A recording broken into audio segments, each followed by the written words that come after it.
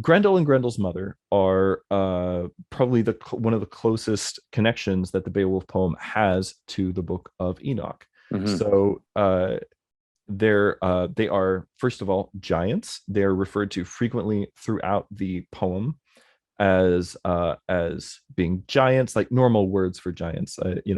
Eoten, which is a normal Anglo-Saxon word for giant. Fierce, which is kind of like means like a troll or a marsh troll, or Hmm. like what's the difference between a troll and giant? Well, not really a whole lot for purposes of the story that we're talking about here. Yeah. But also, Grendel is frequently referred to as a demon. Hmm. The language that's used for him is the language that is used to describe that's the language that is used to describe demons and evil spirits in other Anglo-Saxon literature. Um, Grendel, of course, is he eats humans, but he doesn't just eat humans. He drinks blood. Yeah. Right? So he likes to rip the heads off of people. Famously, Beowulf's retainer Hansho, which by the way means glove. A glove is a hand shoe. So anyway, some guy with the name Glove, he gets his head ripped off, and Grendel drinks his blood. And this sort of cannibalistic blood drinking activity is one of the attributes, one of the things that is described about the giants in the Book of Yeah. Enoch. So there are similarities there, but the similarities go beyond this. So when Beowulf is meditating on the fate of Grendel and the doom that he's going to the eternal torment that he's going to experience, he quotes this passage that is basically just a few lines, which are basically uh, a line from the Book of Enoch paraphrased into Anglo-Saxon verse, Hmm. right? Talking about the the eternal judgment that will fall upon this evil soul. And so it gets even a little more complicated because, first of all, in the Book of Enoch, or sorry, in the Beowulf poem, we're told that Grendel is the descendant of Cain. But one of the major themes of the poem is this idea that the flood, this is also an idea very clearly found in the Book of Enoch, for instance, the idea that the flood was sent to the world primarily to destroy the giants, right? Yeah. Everybody, the old Scandinavian, old Germanic peoples had this memory as well, this memory of the war between the gods and the giants, right? And so the Beowulf poet is able to take this knowledge that as Germanic people they have, that there was this war with giants, and is able to take that and combine it with his knowledge of the same war with giants from the scriptures. But of course, it's not explicitly spelled out in No, it's not in Genesis. Genesis. It's Yeah, like you said, it's in the Enochian traditions and right. those that Yeah, surround yeah. those. And so you get the question, and somebody sent me this question in an email recently, and I said, well, you have to listen to the next episode. And the question was, well, if the giants were destroyed by the flood, then how is Grendel the descendant of Cain, and how is Grendel a like, how is he like a giant? How is he like one of the Nephilim or whatever? Like Yeah.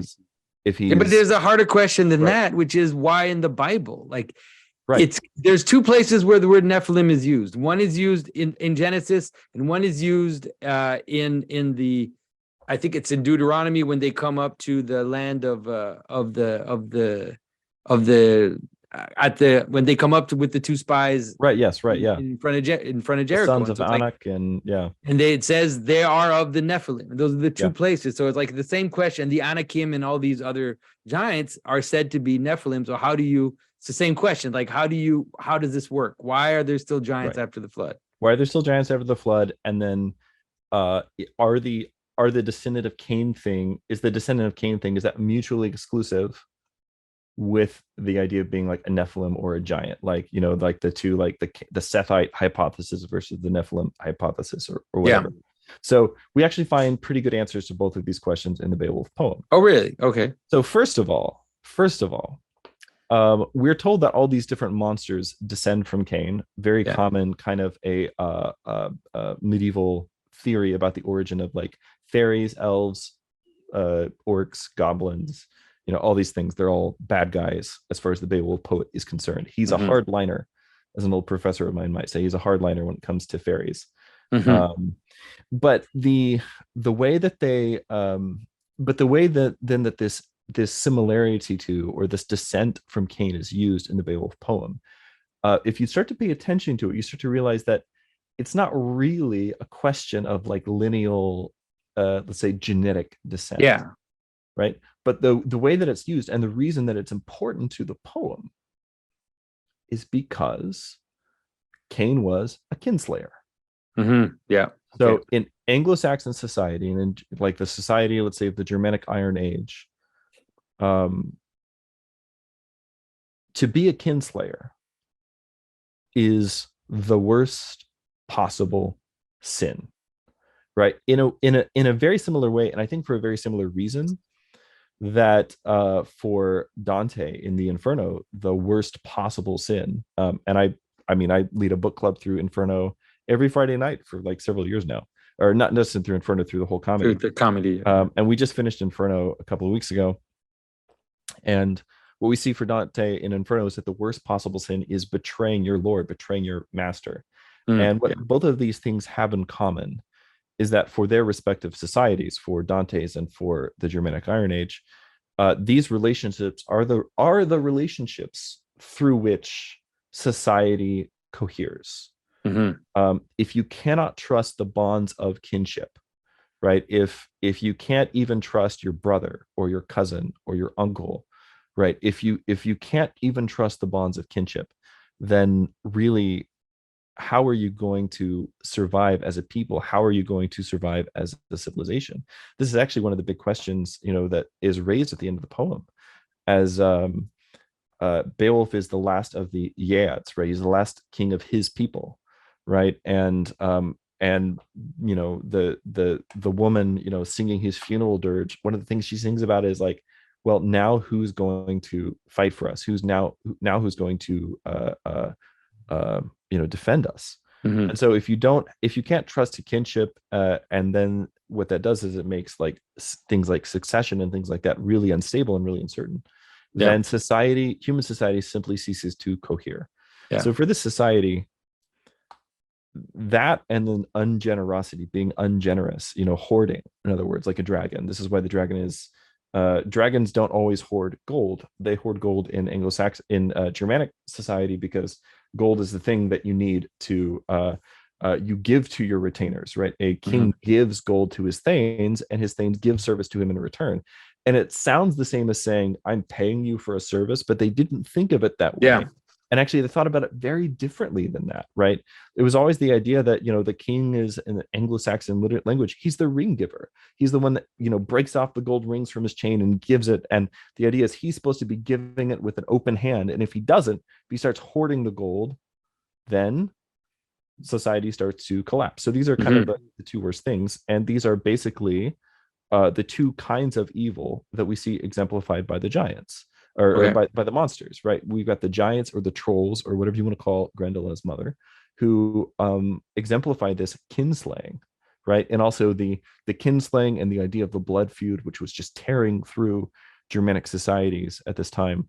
And then with the dragon, you have the idea of hoarding, right? The hoarding that Yeah. eventually. So in Grendel, how are they? You mean in the sense that they're cannibals? Is that what you mean by their kinslayers? Like, when you say kin, do you mean that they're Yeah. killing humans like in that way? So they are called the kin of Cain, and then they're compared to, and so sometimes explicitly, sometimes in a subtle way, to other famous kinslayers in the story.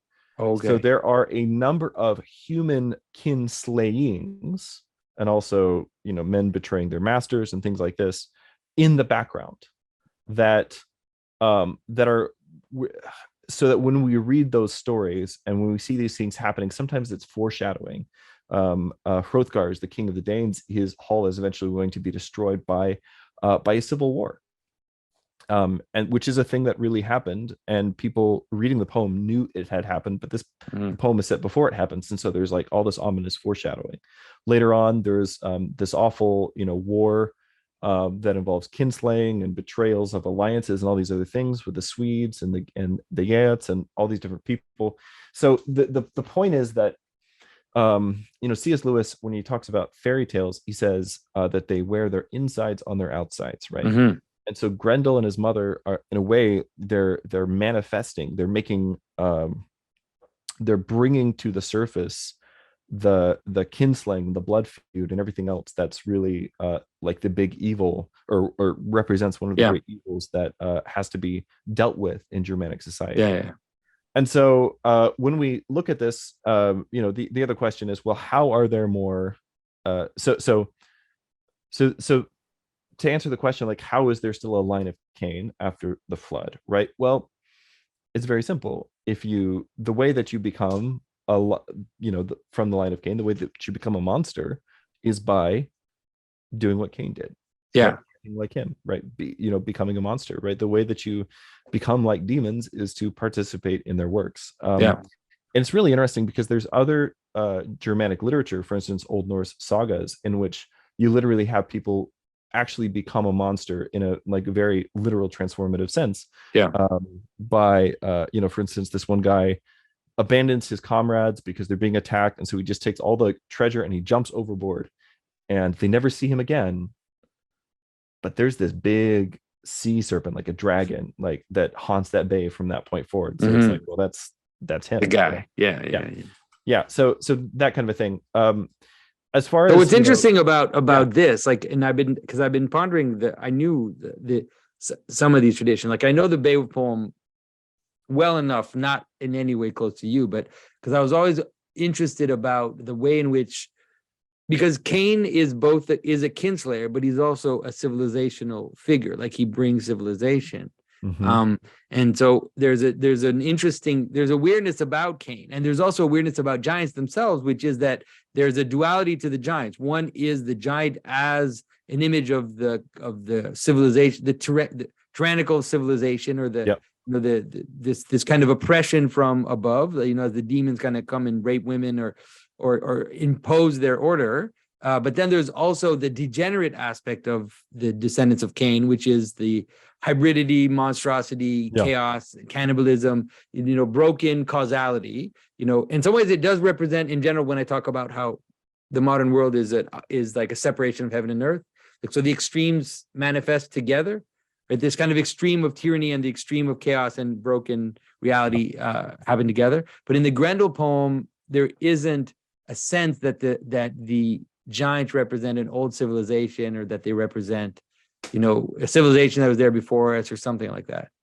I mean, that's definitely there. It is there. Okay. When Beowulf goes into hell, actually, we'll maybe talk about that in a moment. But when he goes down into the lair, right, the underwater lair of Grendel's mother, the troll wife of Grendel's mother, he finds this sword, and the sword was forged by the giants. Okay. And it was like this, it's like this huge sword. It's better than any sword that Beowulf has. One of the sort of tropes of the bear's son tale is that the weapons always, like, his weapons always break because he's too strong. Yeah. And Beowulf, like, throughout the story, just constantly breaks swords. It's like 3 or 4 times. But it's bigger than any sword that he's ever held. And but what's really interesting is that actually sort of inscribed on the sword, right, is the actual legend of the giants and their war with God from the Book of Enoch. So it's the idea that this is a technological marvel, a technological wonder, which is actually a result of giantish civilization. But that's what actually allows Beowulf to kill Grendel's mother, is when he uses that sword, which the giants themselves had made. He uses it to cut off her head, whereas his own sword hadn't been up to the task.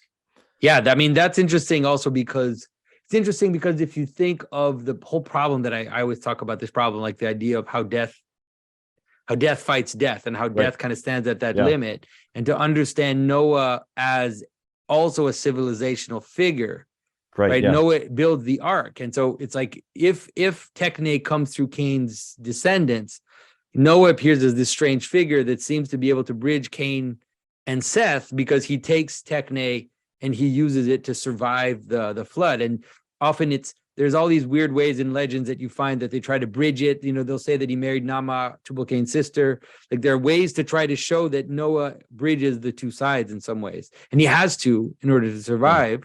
But it's interesting to think that he uses the giant sword to kill Grendel's mother. Yeah, so that's what he uses, and then of course, like, her blood eats away at the blade, so there's nothing but the hilt left. Yeah. When he comes back up to the surface. So this is, I mean, there are a lot of other interesting similarities that go deeper on the connection between Grendel and his mother and the giants of the Old Testament. Maybe one question: when you say on the sword, it says that it is the story of the giants' revolt against God, as in the Book of Enoch. How close is it to the Book of Enoch?